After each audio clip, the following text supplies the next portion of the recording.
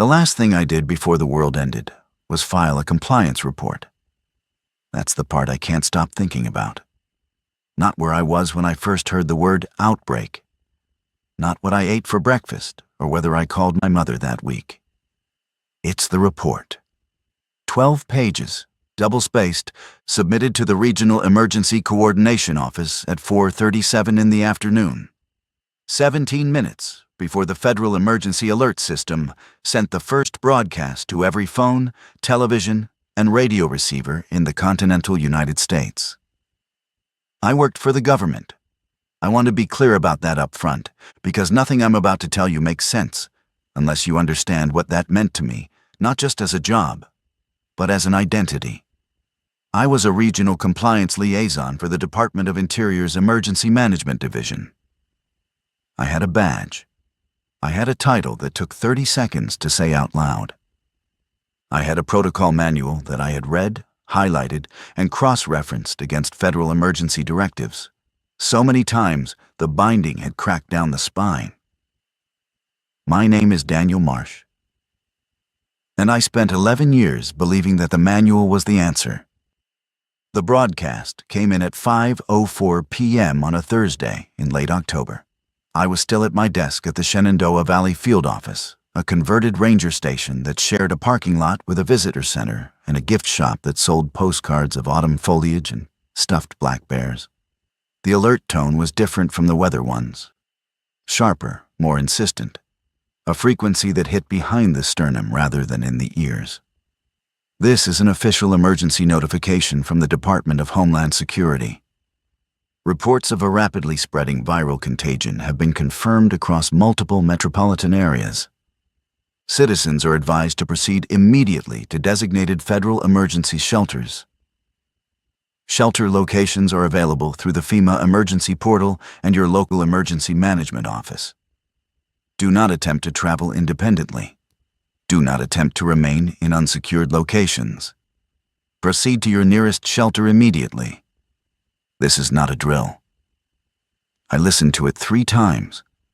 Then I pulled up the FEMA portal, cross-referenced the shelter list against my own office's regional emergency deployment map, and began printing the documentation. I want you to understand the clarity I felt in that moment. Not panic, not fear.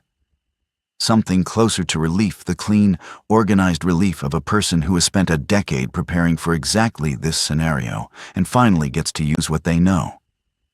There was a plan. There had always been a plan. I had helped draft sections of the regional addendum to that plan. I knew where the shelters were, how they were supplied, how long they were designed to sustain a civilian population. I knew the chain of command, the communication protocols, the fallback procedures. I knew everything. I did not know, could not have known, that the shelter 40 miles north of where I was sitting had been placed directly in the path of the heaviest infection vector on the eastern seaboard, or that the supply chain for 3 of the 5 nearest locations had already collapsed, or that the man whose signature appeared on the bottom of every regional shelter directive had been dead for 6 hours by the time his name cleared my printer. But I'm getting ahead of myself. The first thing I saw that wasn't on any protocol was outside my window, in the visitor center parking lot.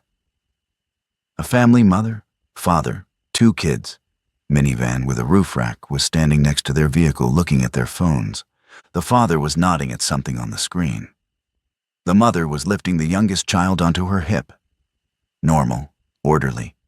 Exactly what the broadcast had asked people to do. Receive the information, consult the resource, prepare to move. Then the ranger, who had been restocking trail maps at the far end of the lot, walked toward them, not running. Walking with that particular deliberate stride I would come to recognize over the next 3 weeks as the gait of a person who moves carefully because they understand that speed is not always the right tool. Her name was Vera Calloway. I didn't know that yet. What I knew was that she stopped next to the family, said something, and watched the father shake his head. She said something else. He shook his head again and pointed at his phone at the broadcast, at the portal, at the directions he was following to the letter. She stepped back, looked at the ground for a moment, then looked up at the tree line on the ridge above the visitor center. I followed her gaze. There was something moving up there that wasn't a deer. I had seen the early news coverage. Everyone had. The footage from Atlanta, the hospital security videos that leaked online before the platform started pulling them, the shaky phone recordings from Philadelphia parking garages and Dallas shopping centers. I had watched all of it with the careful, cataloging attention of someone who processes emergency information, professionally identifying threat categories, extrapolating resource demands, noting the behavioral patterns of infected individuals relative to civilian population density. I had filed an internal memo about it. I want you to sit with that for a moment. I watched people being torn apart on leaked security footage, and my response was to write a memo. What was moving on the ridge was not moving the way a person moves when they're hiking, or lost, or injured. There's a particular quality to purposeless motion, a looseness in the joints, a rhythm without destination that I would spend the next 3 weeks learning to identify at distance. I didn't have that skill yet. What I had was the uncomfortable awareness that something was wrong with what I was seeing, coupled with the professional reflex to locate that wrongness inside an existing category. Maybe a hiker, maybe someone from a nearby trailhead, maybe someone already affected by whatever the broadcast was describing. I grabbed my jacket, my printed documentation, and the laminated emergency contact card I kept in the top drawer of my desk, and I went outside. The family was loading into their minivan. The father had his window down and was entering coordinates into the GPS. The ranger Vera was standing 20 feet away, watching them go with an expression I can only describe as someone watching a thing happen that they have decided they cannot stop. "Excuse me," I said. I showed her my badge, old habit. "Did you see something on the ridge? I was watching from inside, and there appeared to be—" "I know what's up there," she said. She wasn't dismissive. She wasn't rude. She said it the way you'd say, "I know it's going to rain," while looking at the sky, not a challenge, just a statement of orientation. She was already looking past me at the tree line. "The shelter at Millbrook," I said. "That's the nearest federal designated location for this zone. I've confirmed it's on the active list." She looked at me then. Really looked at me, the badge, the printed papers, the laminated card. Something moved across her face that I would later identify as a very particular kind of sorrow. Not pity exactly. Something more complicated. "I know where the shelter is," she said. "Then you know that's where—" "I know where it is," she repeated. "I also know it's built on the old processing facility site. It shares a utility corridor with the Millbrook Water Treatment Annex." She paused. "The annex has been offline for maintenance since September. It's not airtight." I opened my mouth. She kept talking, not to stop me, but because she was already moving through her own reasoning, and I happened to be in the path of it. "The secondary shelter at Garrison Ridge is 40 miles further, and the access road floods after 3 inches of rain. We got 2.5 inches this morning." She looked at the sky. "It'll get 3 before dark." I looked at my printed documentation. Millbrook was marked with a green asterisk, operationally confirmed. Highest priority, capacity for 450 civilians. It was on the list I had helped cross-reference. It was supposed to be right. "I need to see your authorization to contradict federal shelter designations," I said. I said that. Those exact words. I am telling you this not to make myself sound foolish, though I understand that I do, but because I want you to understand the specific architecture of the mind I was living inside. Authorization. Designation. The words were not bureaucratic ticks. They were the actual structure of how I understood safety. If something was authorized, it was safe. If it was designated, it was real. The form was not separate from the function. The form was the function. Vera Calloway looked at me for a long moment. Then she said, "I've been a backcountry ranger at Shenandoah for 14 years. I've pulled 32 people out of situations that were supposed to be safe." She picked up a backpack from the ground beside her. I hadn't noticed she'd already packed one and slung it over one shoulder. "I'm going to the Ridgeback Fire Lookout. It's 600 feet above road level, has a water cistern, a radio, and a propane supply. The only access is a service trail that isn't on any public map." She started walking. "The broadcast says to go to the shelters," I said to her back. "I know what the broadcast says," she said. She didn't look back. I stood there in the parking lot with my printed documentation and my laminated card. And I watched her walk toward the tree line. And then I looked up at the ridge where something was still moving in a way that didn't fit any of my categories. And for the first time in 11 years of professional life, I felt the floor of my certainty shift. I did not follow her. Not yet. I was not capable of it yet. What I did was get in my government-issue Ford Explorer and drive toward Millbrook, because that was what the plan said to do. And the plan was right. And I had helped write the plan. And people who help write the plan cannot allow themselves to believe the plan was wrong. I made it 14 miles before I saw what the plan had actually produced. The traffic backed up 3 miles from the Millbrook exit. Not slow traffic, stop traffic, complete, total, engine-off stillness on both lanes of Route 11. A line of vehicles extending from the interstate ramp to a point so far ahead I couldn't see the end of it. People had gotten out of their cars. Some were standing in the road, looking at their phones. Some were sitting on their hoods. A woman in a gray cardigan was walking between vehicles with a thermos, offering coffee to strangers with the calm efficiency of someone who has decided that routine is the best available medicine. I turned on my emergency light, the small magnetic one I kept in the console for field visits, and pulled onto the shoulder. My badge got me past 3 different citizen impromptu checkpoints, and one actual state trooper who looked at my credentials, looked at the road ahead, and said, "Sir, I'd advise you to consider whether this is truly necessary."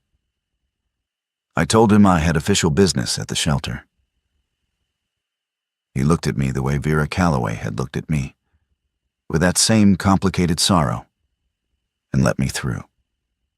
The Millbrook shelter had been established at the old Consolidated Minerals Processing Facility, a sprawling complex of low concrete buildings behind a chain-link perimeter, converted in 2019 under the Regional Emergency Preparedness Initiative, which I had attended the ribbon cutting for.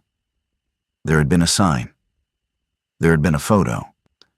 I had shaken hands with the facility director and 3 elected officials. It was full. Not approaching capacity, full. Over full. The parking areas and surrounding access roads packed with vehicles, the line to the entrance extending 400 meters past the main gate. People were moving in single file through a check-in process administered by volunteers in orange vests who were using clipboards and paper forms because the digital check-in system had crashed. The noise was a particular kind of noise, not screaming, not chaos, but thousands of individual voices at the frequency of contained anxiety. A sound like something under enormous pressure, looking for a seam. I found the facility coordinator near the main building entrance. His name was Kevin Ostrander, and I had emailed him 11 times in the past 3 years about compliance documentation. He looked at me with the hollow, glassy focus of a person who had been awake for too long, making decisions they weren't qualified to make. "Marsh," he said. "Good. I need the secondary intake protocols." "What's the current capacity situation?" I asked. "We're at 640, rated for 450. He said it flat, like a number on a form. "The HVAC is running on partial. The water pressure from the utility corridor is inconsistent. We've had 2 medical calls in the last hour." He paused. Both were people who came in already symptomatic. We processed them through because the protocol says to admit all presenting civilians. I looked at the line still moving through the gate. "Kevin," I said slowly, "the utility corridor, is that the one shared with the water treatment annex?" "It's all on the same system." Something cold moved through me then, not fear yet, but the precursor to fear. The moment when your mind begins assembling evidence it hasn't yet been willing to name. "Have you been in contact with the annex?" "The annex has been offline since September." "I know, but the ventilation." "The protocol says admit all presenting civilians," he said again. And I understood that he wasn't being obtuse. He was doing exactly what I had done in the parking lot, finding the sentence in the manual that covered this situation and holding on to it, because the alternative was to admit that the manual had a gap. And a gap in the manual meant a gap in the floor. And the floor was all that was standing between Kevin Ostrander and the full weight of what was happening around him. I was the same. I understood it perfectly. I spent 40 minutes inside the Millbrook facility. I will not describe everything I saw in those 40 minutes, because some of it is not mine to describe. It belongs to the people who were there. In the specific, private way that witnessed suffering belongs to witnesses. What I will tell you is what I cataloged, the way my brain insisted on cataloging it, even as the rest of me was beginning to understand that cataloging was not enough. The ventilation system was pulling air from the utility corridor. The 2 symptomatic individuals who had been processed through intake were in the main hall with 497 other people. The facility's medical station had been designed for minor injuries and managed chronic conditions, not for whatever was presenting in the individuals near the east wall. The staff were following the protocol. Every single one of them was following the protocol exactly. I left through a side exit at 6:45 in the evening. I sat in my Explorer in the equipment yard, and I called the Regional Emergency Coordination Office. The line rang 16 times. I called the FEMA hotline. I was placed on hold with an automated message that told me my call was important and that wait times were longer than usual due to high volume. I called my supervisor's direct line.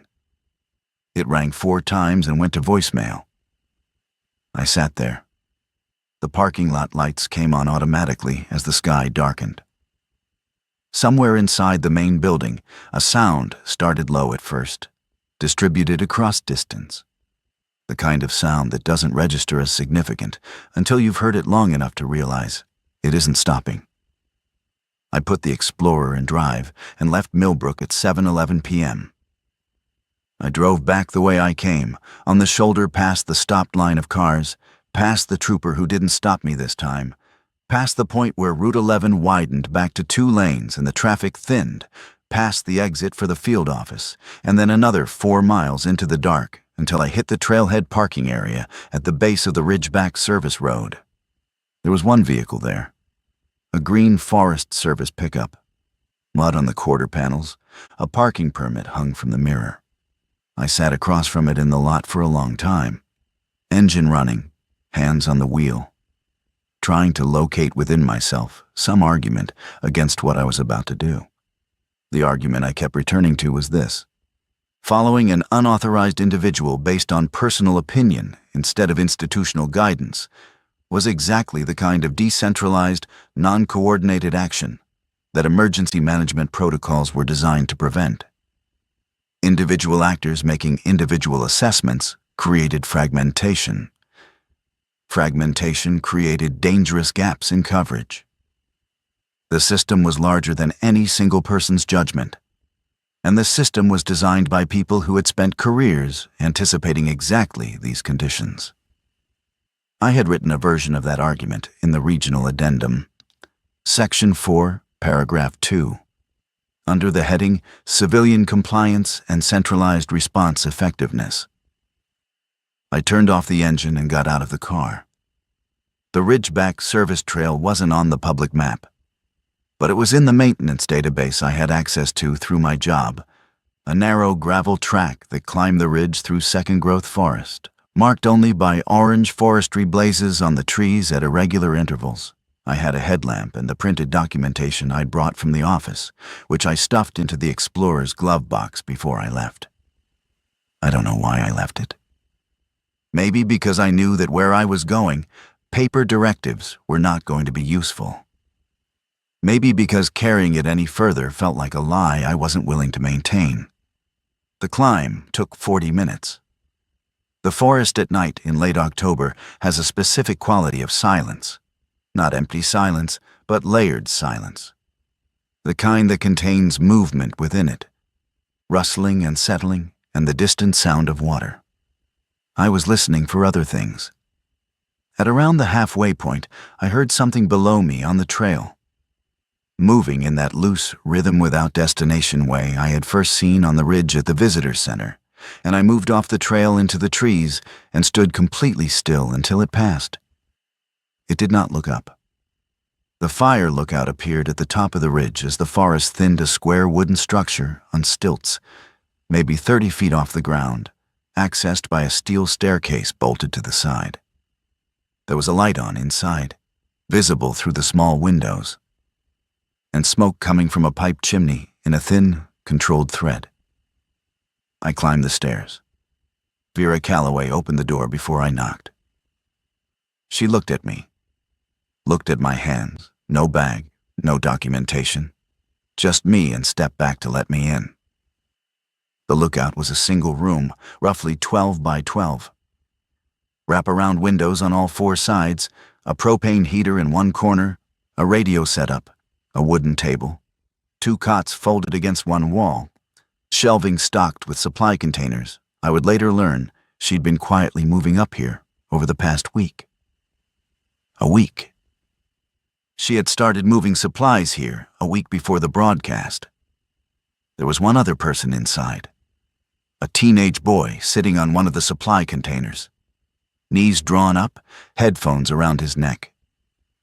He looked about 16. He had the specific stillness of a young person trying to take up as little space as possible.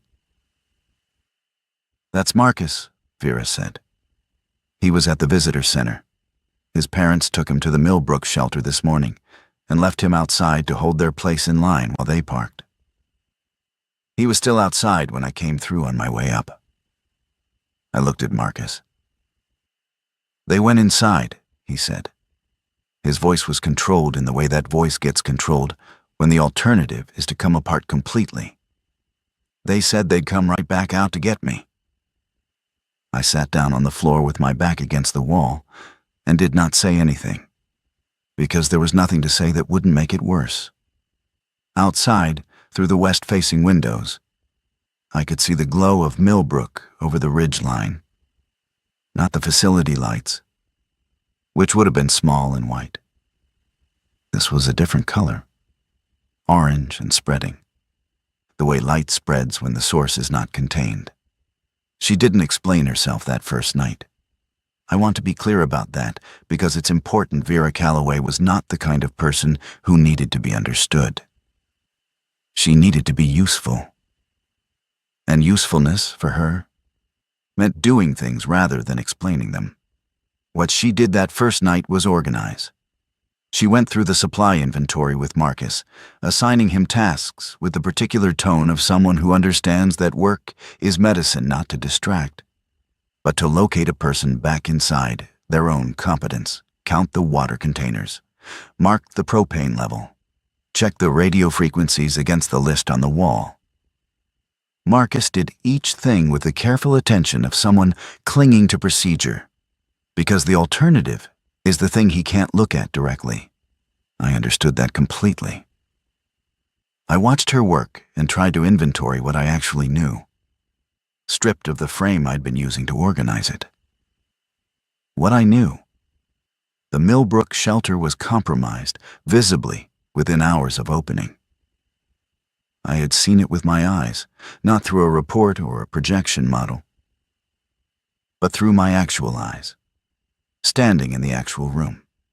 The ventilation issue Vera had described was real. She had named it before I got there, before I saw it, which meant she had assessed it accurately based on information I had also had access to and failed to weight correctly.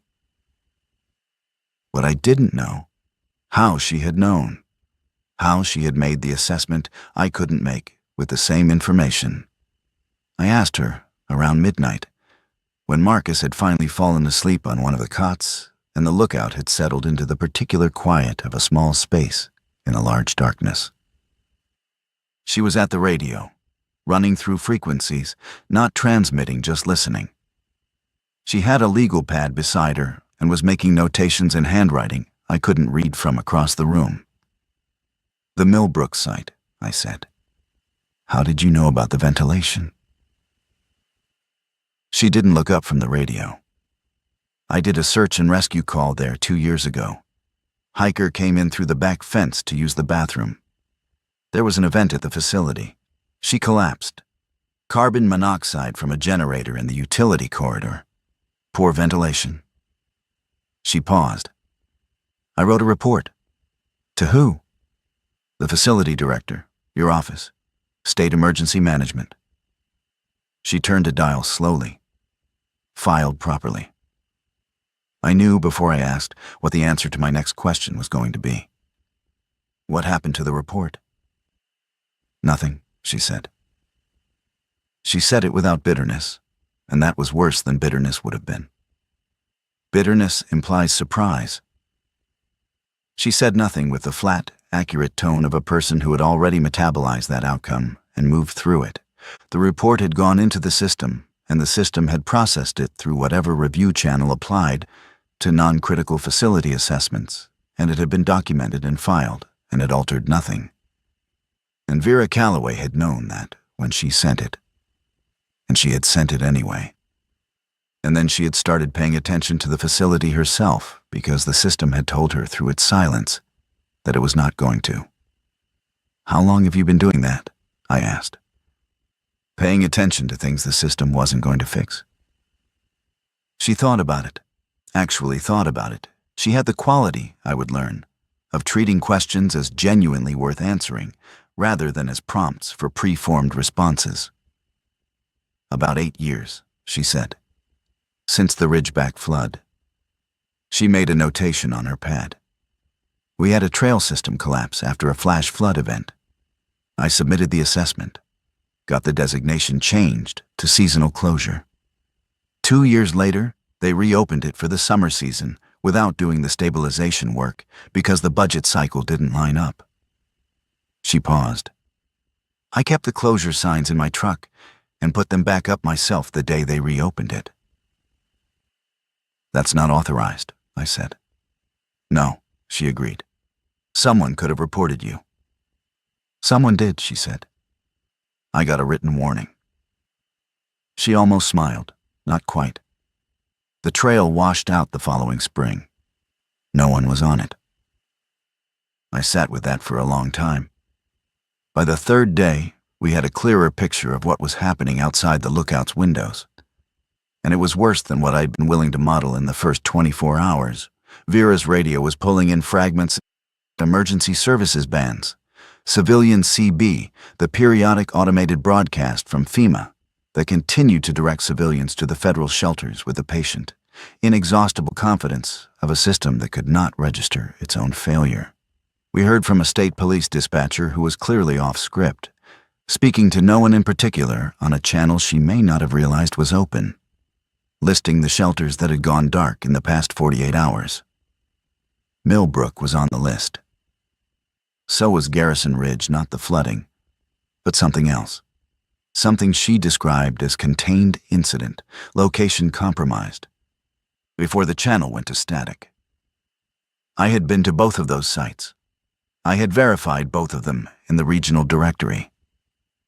Marcus was listening to the radio with us. I had stopped trying to manage what information he absorbed. It felt paternalistic and dishonest. And Marcus was not a child in any way that mattered anymore.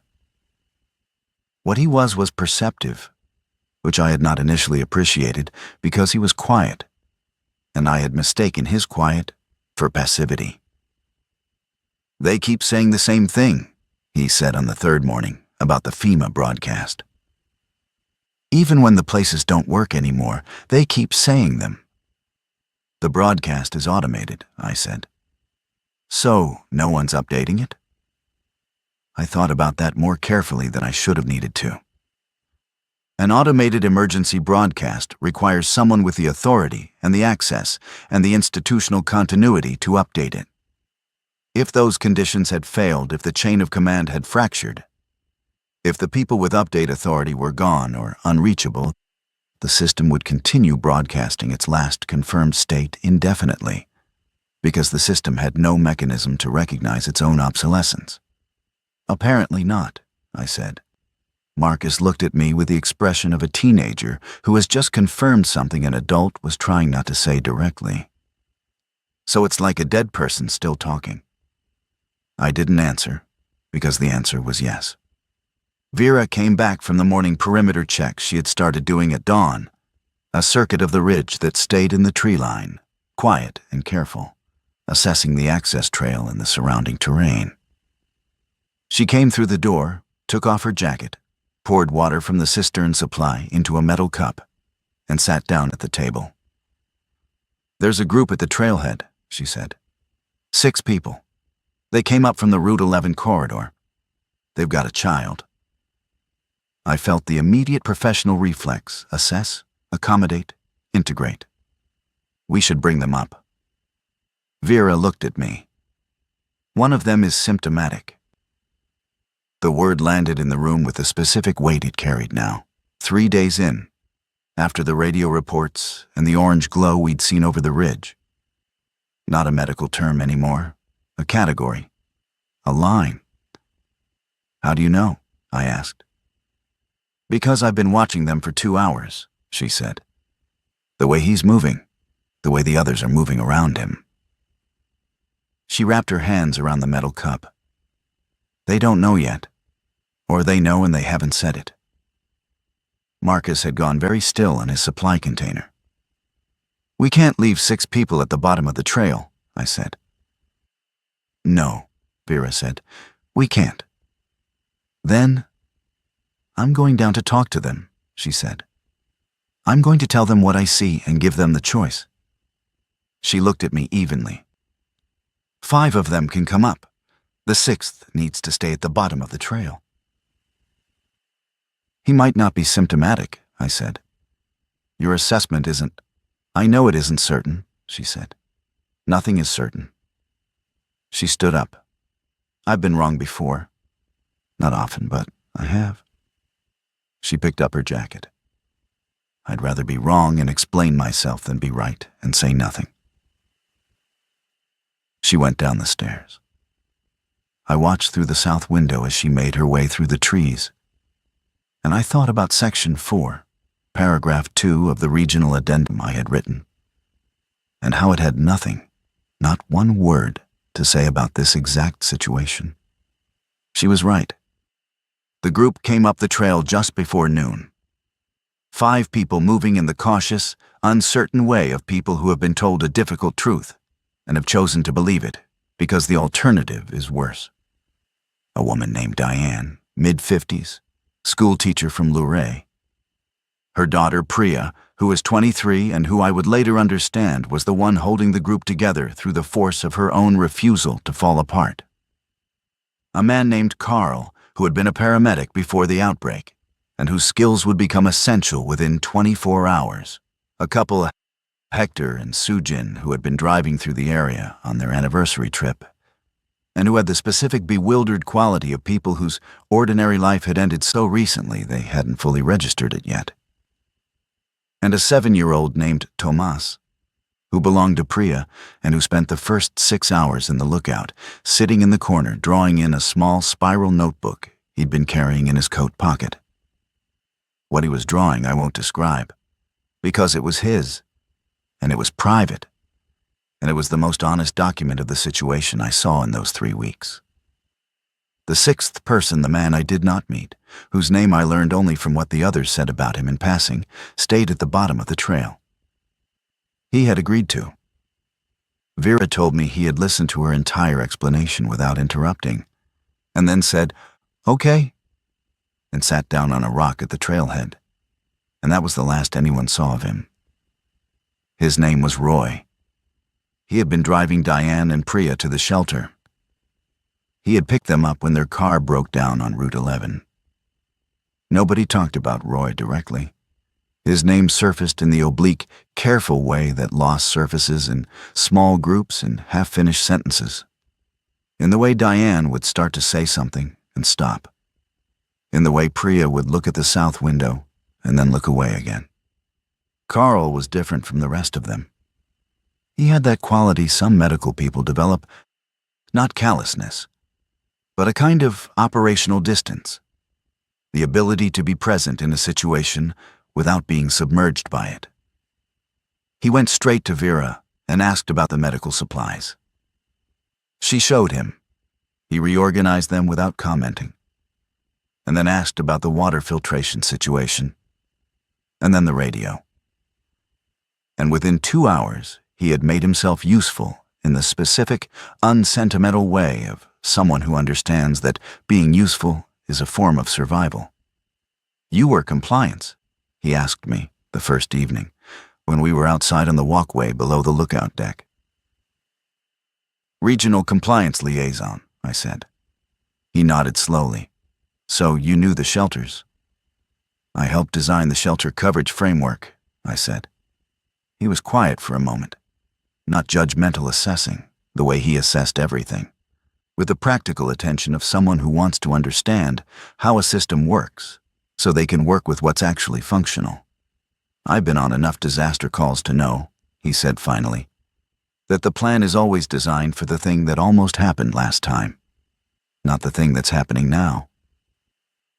I had no response to that, and he didn't seem to expect one. He went back inside. The crisis came on the 7th day, and it didn't come from outside. It came from Carl. He pulled me aside in the early morning while Vera was on her perimeter check, and Marcus was keeping watch from the upper deck. He had that operational distance of his fully engaged, which I had learned meant he was managing something he didn't want anyone else to see him manage until he'd decided what to do with it. "Hector's hand," he said. I waited. "He cut it on the rail yesterday. He showed me this morning. The wound." Carl stopped. He pressed his lips together for a moment. "I've seen infected wounds. I've seen them in the hospital setting, from the early cases, before everything came apart. The progression pattern." He looked at the floor. "It's not definitive. It's early. But the profile is consistent." The room was very small all of a sudden. "Does Hector know what you think?" I asked. I told him what I saw. I told him I wasn't certain. Carl looked at me directly. He told me not to tell Sujin. And there it was. I had managed institutional ethics reviews. I had attended conflict of interest training. I had filed disclosures on matters of far less consequence than this, with the clean confidence of someone who understood that transparency was both a moral imperative and a procedural requirement. But the procedural requirement had assumed a system in which the disclosure went to someone else, and someone with authority, with the ability to act on it, through channels, with the legitimacy to make the call. The system was gone. The authority was me, or Vera, or Carl, who was already compromised by his promise to a dying man. "We have to tell Vera?" I said. "Yes," Carl said. "And Sujin." Carl was quiet. "Carl." "I know," he said. "I know we do. I gave my word to a man who has maybe 48 hours before the word doesn't mean anything anymore. And I know what we have to do." He looked at the window. I just needed someone else to say it. When Vera came back from her perimeter check, I told her. She listened without interrupting, in the way she listened to everything fully, without the distraction of composing a response while I was still talking. Then she went and sat with Sujin. I don't know everything that was said in that conversation. I was on the walkway with Marcus, both of us looking out at the tree line and not speaking. And I could hear voices through the glass, but not words. At one point, there was a sound that wasn't words at all. And Marcus put his headphones on and looked at the ridgeline, and I did the same. Hector left the lookout that evening. He went down the same trail Roy had been sitting on, and Vera walked with him to the point where the service trail met the main path, and they were gone for about 20 minutes. When she came back, she was alone, and she went directly to the radio and began running through frequencies without speaking. Sujin sat with Thomas for the rest of the night, helping him draw in his notebook, and she held it together with a steadiness that made Carl, who was watching from across the room, have to look away twice. I filed nothing. There was nothing to file. I just sat with what had happened and tried to understand how much of what I called principle had actually been procedure this whole time and what was left when the procedure was gone. The broadcast changed on the 9th day, not the content, the tone. For 9 days, the FEMA alert had maintained the flat, assured cadence of institutional authority. Proceed to designated shelters. Do not travel independently. Resources are being coordinated. On the 9th day, at 6:40 in the morning, the broadcast began with 10 seconds of silence before the automated message started. Then, instead of the standard sequence, a different voice came through live, unscripted, the signal patchy but audible. We were all awake. We had been awake since before dawn because Carl had spotted movement on the east side of the ridge that required everyone to be quiet and still for 90 minutes, while Vera made a slow, careful assessment from the upper deck. The voice on the radio was a man's. He identified himself as James Tollner, Deputy Director for Regional Continuity at FEMA's Charlottesville Satellite Office.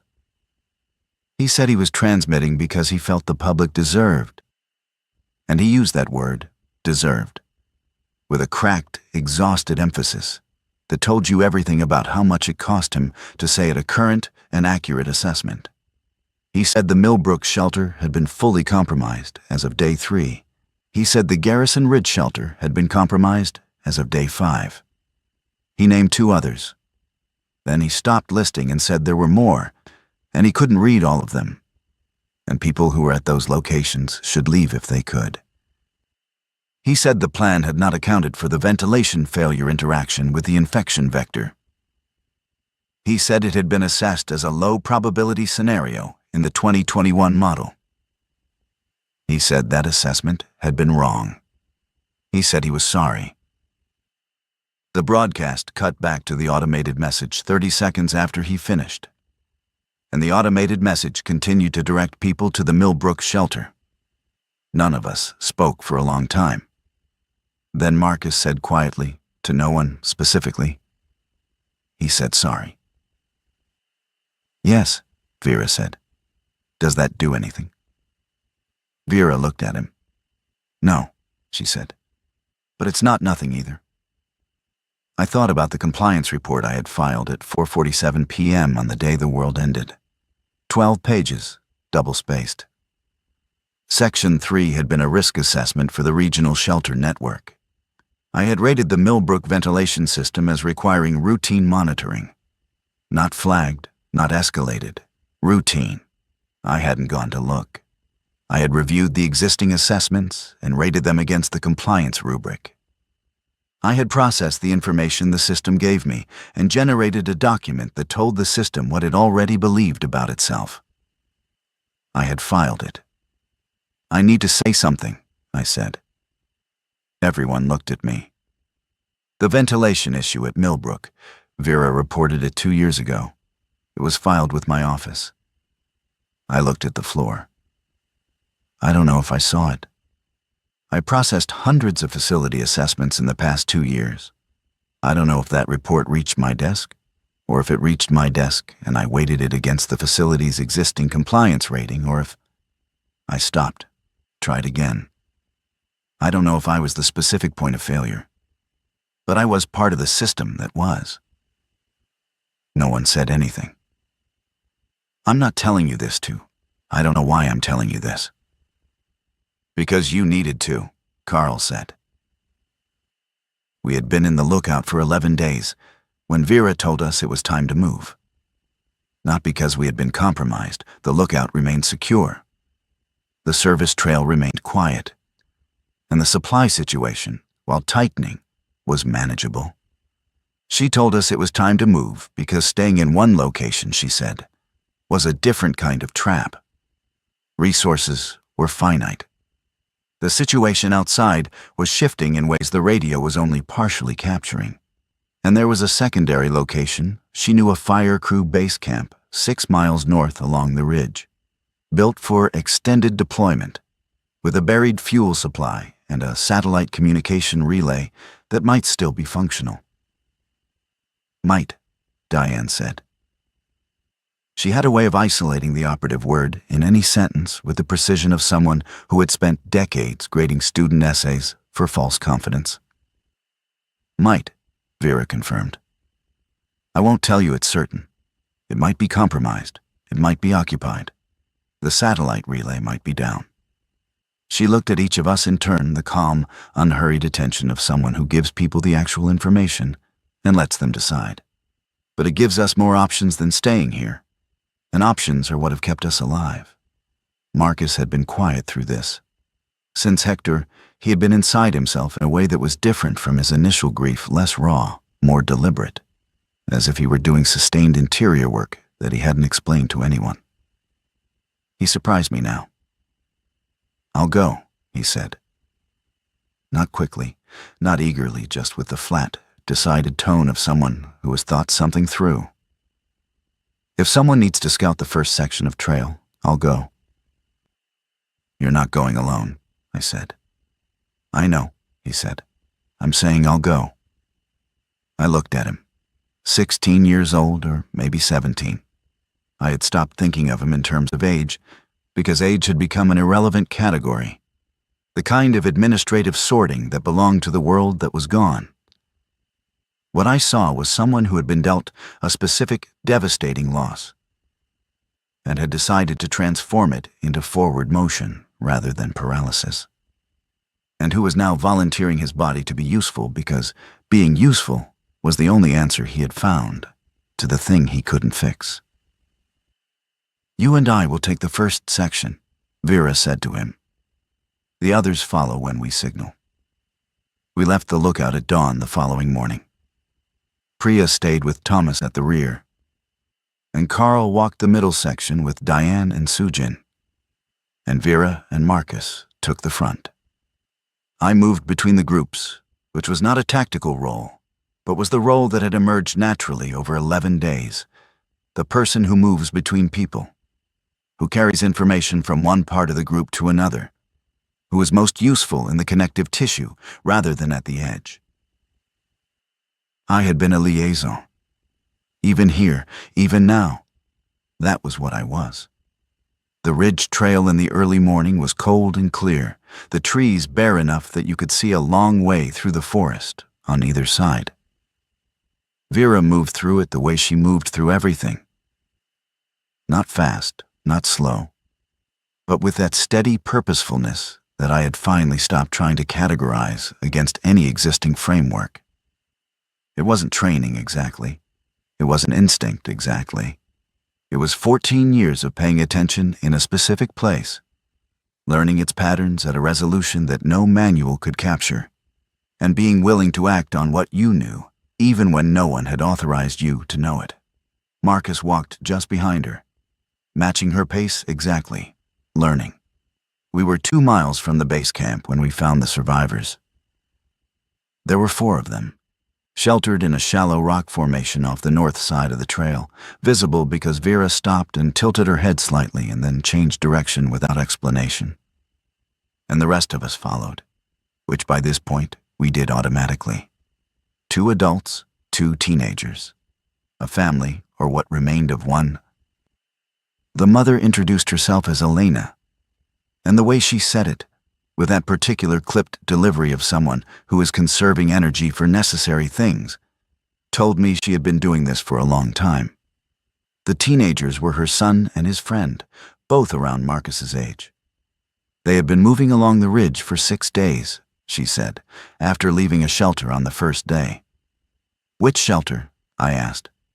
Millbrook, she said. We got there, and I looked at it and left. You just left?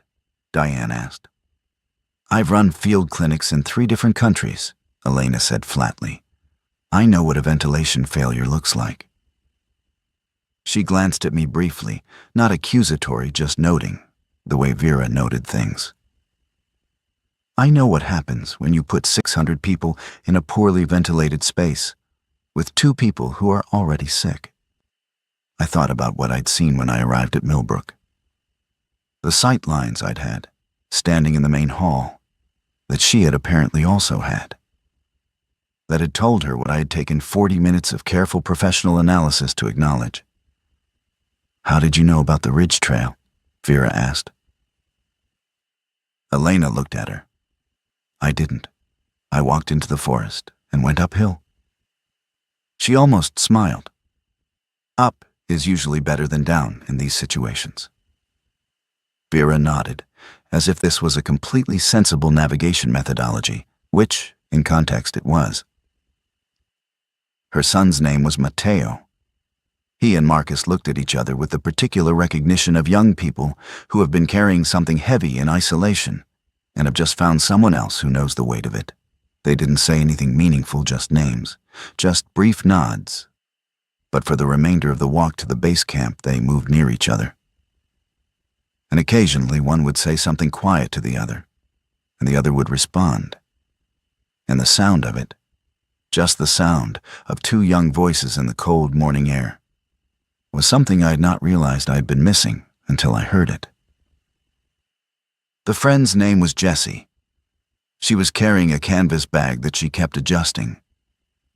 And I noticed that she was the one who had been keeping watch during our approach, tracking the tree line, reading the stillness, doing it with the unself-conscious competence of someone who had turned themselves into a sensor because that was what the situation required. Carl fell in beside Elena and they began a quiet, efficient information exchange, medical resources, observed symptoms, the timeline of their movement, professional to professional, in the shorthand of people who share a frame of reference. I walked at the back for a while, watching the group move through the trees. 10 people, 11 counting Tomas, if you counted him the way he deserved to be counted, which was completely. 11 people who were alive because of a combination of Vera's particular knowledge, a few individual departures from protocol, and the specific cumulative consequence of 100 small decisions made without authorization. Not a team, not a unit. Something less organized and more durable than either of those things. The base camp was intact. Not pristine, the main supply building had a broken window that had let in weather, and the equipment shed had been opened and partially cleared, probably by Forest Service personnel evacuating early. But the structures were sound, and the buried fuel supply was accessible, and the satellite relay, after 30 minutes of Carl and Elena working through the activation sequence, came online with a static, heavy but functional signal. The first transmission we received was not from FEMA. It was from a network of backcountry rangers operating out of several national parks along the Appalachian Corridor, Shenandoah, George Washington National Forest, parts of the Blue Ridge Parkway system. Not an official organization, not a designated emergency response body. A loose coordination of people with the same specific skills, doing the same specific thing, moving through terrain they knew, pulling people out of compromised locations, directing them to higher ground. Vera listened to the transmission with both hands flat on the table, very still. How many groups are they coordinating? She asked. The voice on the relay took a moment to respond. Currently confirmed active. 31 groups, estimated population just under 400. Someone in our group exhaled. Location exchange, Vera asked. Confirming your location now, the voice said. We have you on the ridge map. You're close to the Ridgeback Junction. There's a secondary corridor that links to the Madison route that gets you to the consolidation point. What's the consolidation point? Carl asked. Elevated camp, former forestry research station, medical capacity, food storage, communication infrastructure. A pause. It's not a federal shelter. No, Vera said. I know what it is. She had been there, of course. She knew this terrain at the resolution of years, not maps. Who's running the medical setup? Volunteer team. We've got 3 physicians, 2 nurses, and a veterinarian who's apparently very good at improvising. I almost laughed. Not the wild, unhinged laugh of release, but the small, involuntary laugh of someone whose sense of absurdity has briefly broken through the surface, a veterinarian, in a crisis, adapting, because the situation required adaptation, and she was present and capable. Vera began laying out the route. We reached the Madison route on the 2nd day of travel, and the Ridgeback Junction on the 3rd, and by the 4th day, we could see smoke rising from the research station in the controlled, thread-like way that Vera's chimney had smoked in the lookout, not the orange, spreading glow of Millbrook, but the quiet, intentional signal of people who know how to manage fire. I want to tell you about the walking. 4 days of movement through the high backcountry, in the cold, through terrain that offered no accommodation to human comfort or human schedule. The kind of walking that strips things down. By the 2nd day, the categories I had built my professional life inside, authorized, designated, compliant, approved, had the quality of words in a language I was forgetting. Not because they had become meaningless, but because they had been revealed as insufficient.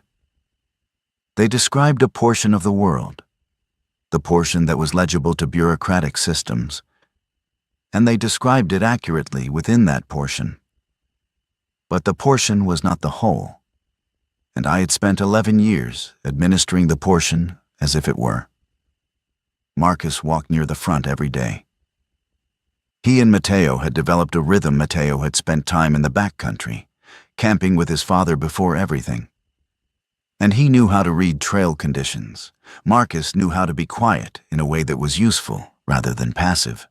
Together, they formed a kind of dual attention at the front of the group that was more effective than either alone.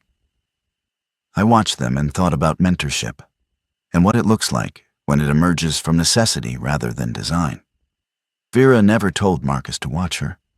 She just moved, and he watched. And the knowledge transferred in the wordless way that real knowledge sometimes transfers, not through instruction, but through proximity and attention. On the 3rd evening, camped in a fire crew supply cache that Vera had located from memory, I sat next to Sujin for the first time since Hector had left. She was looking at a photograph on her phone. The battery was nearly gone. She was using the last of it, and I saw enough of the photo to know it was a wedding picture before I looked away. She said without looking up, "He knew before I did. He knew before Carl told me." She paused. He told me on the 2nd day at the lookout that he didn't think he was going to make it to wherever we were going. She turned the phone over. I told him he was being dramatic. I didn't say anything. I keep thinking about what I said. She was quiet for a moment. Not that I said it wrong. It was what you say. It was the right thing to say. She looked at the fire. But he knew. And I said the thing you're supposed to say. And I don't know if what I said was for him or for me. Probably both, I said. She nodded slowly. Probably. The fire made its small sounds in the dark, and the forest beyond it was the layered silence it always was. And the group settled into the specific rest of people who were very tired and still moving forward. The research station was more than I'd been prepared for. Not in size, it was modest, functional, a cluster of research buildings and dormitories built for a work population of maybe 60. What I hadn't been prepared for was the people. Nearly 200 of them, from groups across the corridor, most of whom had one thing in common that I identified within the first hour. Almost none of them had come from the federal shelters. They had come from cabins, from hunting camps, from ranger stations and Forest Service buildings and fire towers and elevated retreats that weren't on any emergency portal.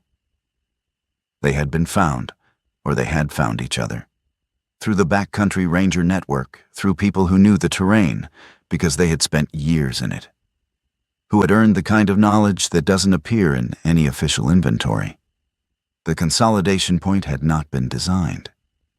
It had accreted the way living things accrete, through the natural process of people who were capable of something finding each other and doing that thing together.